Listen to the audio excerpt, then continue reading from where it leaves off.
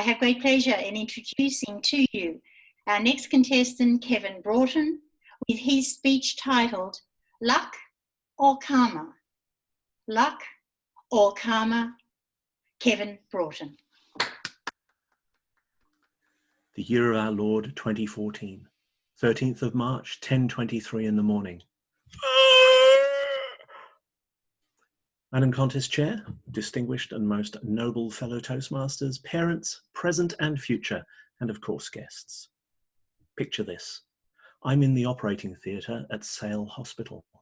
As I peer over the sheet, the gelatinous thing that had been growing in my wife was ripped and squeezed and pushed, I think they call it a caesarean, into existence. Quinn Morgana Broughton, with a healthy cry, was delivered to us with the help of some amazing professionals, led by our obsti, Anu Sakar, who had to stand on a box as the table was tall and her stature, well, not so tall. An ounce over 9 pounds in weight and 20.5 inches tall. That's 4 kilos and 52 centimeters in new money. And yes, ouch. Ouch indeed, I hear all the men cringe. I had to go through all this with no gas, no pethidine and no epidural. All luxuries afforded to my good wife. In all seriousness, I have to say that watching my wife go through 23 hours of labour and my being totally useless is without doubt the most crushed and helpless I have ever felt. What happened shortly after was breathtaking. As my wife was being stitched back up, I had the most amazing set of jobs delegated to me. I got to cut the umbilical cord, and after presenting our daughter to my wife, was allowed to give her her first bath. It was unreal. And in case you're wondering, yes, I did have a crush on Dr. Quinn, medicine woman, that's Jane Seymour, but that wasn't the driver. Quinn is Gaelic and stands for wisdom, reason, and intelligence. It's short, it's a unisex name, and it starts with one of the most beautiful letters in the alphabet. Morgana is from Arthurian legend, the enchantress, the somewhat wicked half-sister of King Arthur. Also means sea circle. But we thought that as she grows up, she can choose her own path. But hang on. I'm getting well and truly ahead of myself here. For those that don't already know, there's a funny story here. One that starts with a car crash and my being on my back for 6 months whilst I lamented a bleak future. As I lay contemplating the acquisition of fluff in my navel, I spiraled into depression about my worth, my very existence. But friends didn't allow me to stay in this state. Uninvited, colleagues from work, Sally, Craig and Michael, drove 120 miles. Yeah, believe me, that's a lot in the UK. And came to visit bearing gifts. One I still have with me here in Australia. It's a beautiful teddy bear, yay tall and dressed in a surgical gown. A friend who moved to Australia took it upon herself to remind me that life was for living whether I wanted to or not. All of a sudden I found myself looking at the biggest change possible, upping sticks and moving to Australia. Within 2 months, I was packed and on a plane. I arrived on a Tuesday, and that Friday I was dragged out kicking and screaming through the jet lag to get a taste of Melbourne and to celebrate Lee's birthday, a good friend of my host Pauline. As we sat down to kaffir lime-infused gins at Bok 4 restaurant in Melbourne, other friends of Lee's and Pauline's turned up for the meal.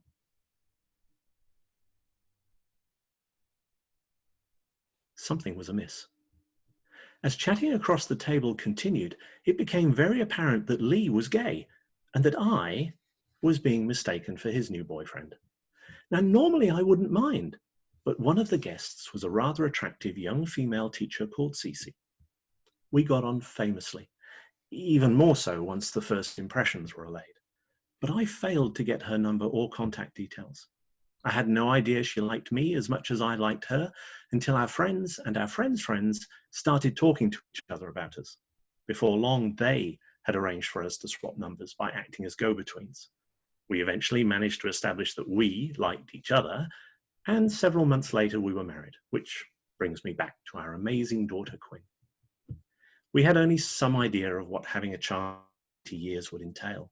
The material gifts and the gifts of advice, experience and wisdom were overwhelming. But one event in particular, right at the start, stood out for us both. It was a week back from the hospital. Ours, Chris and Kalia, who we've babysat for many times, came to visit. They brought a few hand-me-downs and an enormous lasagna and salad, enough to feed 10 grown adults. And after staying a while to get a cuddle from Quinn, they got up and left. They understood the chaos. They knew the strain we would be under. And although it was a 2-hour drive for them, they just wanted to say hello to Quinn, welcome her to the world, and leave us with enough home-cooked goodness to last us a week. Truly awesome. For fear of getting a little deep here, have you ever heard of the 4-nappy, 2-person plastic bag maneuver?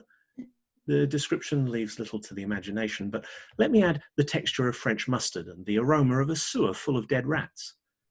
Well, apart from the blow-by-blow description of the gymnastics required to swap in and out the various nappies and wipes, as Quinn, also known as Vesuvius, continues to erupt, I think there is little more I can add to just one of many connected magic moments my wife and I often remember with smiles in our hearts. I leave you with 2 takeaways, and no, we didn't keep the used nappies. Firstly, when you're at your lowest, it's not the friends you call who will rush to your aid that count so much as the ones you know you need them, even though you don't, prepared to prove their friendship by their deeds. Secondly, magic moments aren't only a point in time, they are often serendipitous, but are always the culmination of both happy and unhappy meaningful circumstance. From a car accident to being happily married with a 6-year-old daughter, luck or karma? I believe good things happen to good people. We all need to practice acceptance and living in the moment. And I think it only fair to finish with one of my daughter's favorite jokes. Why did the crab not share? Because he was shellfish. Madam Contest Chair.